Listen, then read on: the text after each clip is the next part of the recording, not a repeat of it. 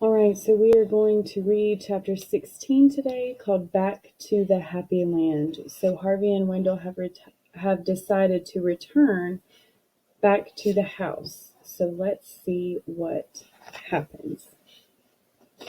It was as if the house knew that they were coming back and was calling to them. As soon as they stepped out into the street, their feet seemed to know the way. All they had to do was let them lead. What do we do when we get there? Wendell wanted to know. I mean, we only just escaped with our lives last time. Mrs. Griffin will help us, Harvey said. Wendell's breath quickened. Suppose Karna bit her head off, he said. Then we'll have to do it alone. Do what? Find Hood. But you told me he was dead. I don't think being dead means much to a creature like him, Harvey said. He's in the house somewhere, Wendell, and we have to hunt him down whether we like it or not. He's the one who stole all those years with our moms and dads, and we won't get them back until we face him. You make it sound easy, Wendell said. The house is a box of tricks, Harvey reminded him. The seasons, the presents, they're all illusions. We have to hold on to that. Harvey, look.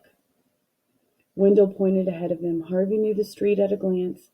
33 days ago he'd stood here with Rictus and listened to the tempter tell him what a fine place lay on the other side of the mist wall up ahead. This is it then, Harvey said. It was strange, but he didn't feel afraid, even though he knew they were walking back into their enemy's arms. It was better to face Hood and his illusions now than to spend the rest of his life wondering about Lulu and mourning the years he'd lost. Are you ready? He asked Wendell. Before we go, his friend replied, can we get one thing straight? If the house is all illusions, then how come we felt the cold? And how come I got fat from eating Mrs. Griffin's pies? And I don't know, Harvey cut in, doubt running a cold finger up his spine. I can't explain how Hood's magic works. All I know is he took all those years away to feed himself. Feed? Yeah, like a vampire. This was the first time Harvey had thought of Hood that way, but it instinctively seemed right. Blood was life, and life was what Hood fed upon. He was a vampire, sure enough, maybe a king among vampires. So should we have a steak or holy water or something? That's just in stories, Harvey said. But if he comes after us, we fight. Fight with what? Harvey shrugged.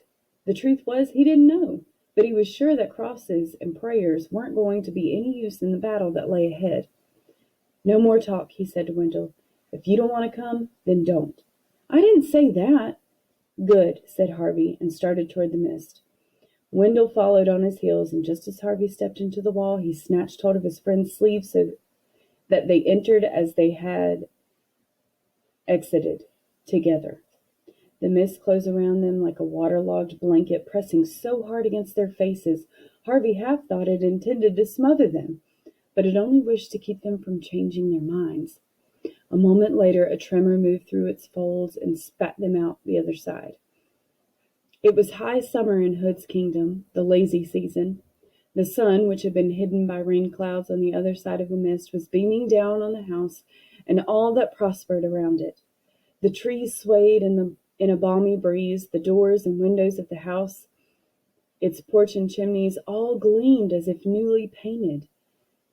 There were welcoming songs in the eaves, welcoming smells from the kitchen, welcoming laughter through the open door. Welcome everywhere, welcome. I'd forgotten, Wendell murmured. Forgotten what? How beautiful it is. Don't trust it, Harvey said. It's all illusion, remember? All of it. Wendell didn't reply, but wandered away toward the trees. The honeyed breeze gusted around him, as if to pluck him up. He didn't resist, but went where it led, into the dappled shade. Wendell, Harvey said, following him across the lawn. We've got to stick together. I'd forgotten about the tree house, Wendell said dreamily, staring up into the canopy. We had such fun up there, remember? No, said Harvey, determined not to let the past distract him from his mission here. I don't remember. Yes, you do, said Wendell, smiling from ear to ear. We worked so hard up there. I'm going up to see how it looks. Harvey grabbed his arm. No, you're not. Yes, I am, he snapped back, wrenching his arm from Harvey's grip. I can do whatever I want. You don't own me. Harvey could see by the glazed look in Wendell's eyes that the house was already working its seductive magic. It could only be a matter of time, he knew, before his own powers of resistance worn away. And what then? Would he forget his work here entirely and become an empty-headed boy, laughing like a loon while his soul was sucked away? No, he said aloud, I'm not going to let you do it.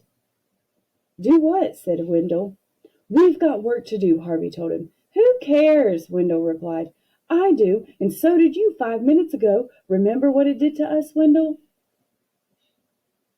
The wind in the trees seemed to sigh at this. Ah, it said, as if it now understood Harvey's purpose here, and would waft this intelligence to the ears of Mr. Hood. Go on, he said, as the gusts flew toward the house. Tell him. Tell him. He turned on Wendell. Are you coming, he said, or am I going to go in alone? I don't mind going in, Wendell said cheerily. I'm hungry. Harvey stared hard at Wendell. Don't you remember anything we said out there? He demanded. Of course I do, Wendell replied. We said we were going to... He paused, frowning. Going to... This place has stolen time that belonged to us, Wendell. How did it do that? Said Wendell, frowning deeply. It's just... Again he faltered, searching for the words. Just such a perfect day. The frown began to fade again, and a broad smile replaced it. Who cares? Wendell said. I mean, on a day like this, who cares? Let's just enjoy ourselves. Harvey shook his head. He was losing precious time here, which was exactly what Hood and the house wanted. Instead of wasting any further words on Wendell, he turned on his heel and headed toward the front door. Wait for me, Wendell hollered. Can you smell that pie? Harvey could, and wished he'd put some food in his belly before he started out on this adventure. Knowing that these tantalizing smells were all a part of Hood's repertoire wasn't enough to stop his mouth from watering for his stomach from grumbling. All he could do was think of the dust to which his ark animals had turned when he'd stepped out into the street. The pie on the kitchen table was probably made of the same bitter stuff concealed beneath a veneer of sweetness. He held on to that thought as best he could, knowing that the house into which he was about to step would be full of such blandishments. With Wendell again trailing a step behind, he climbed the porch steps and marched into the house. The moment they were both inside, the door slammed behind them. Harvey reeled around, his skin crawling. It was not the wind that had thrown the door shut. It was Rictus.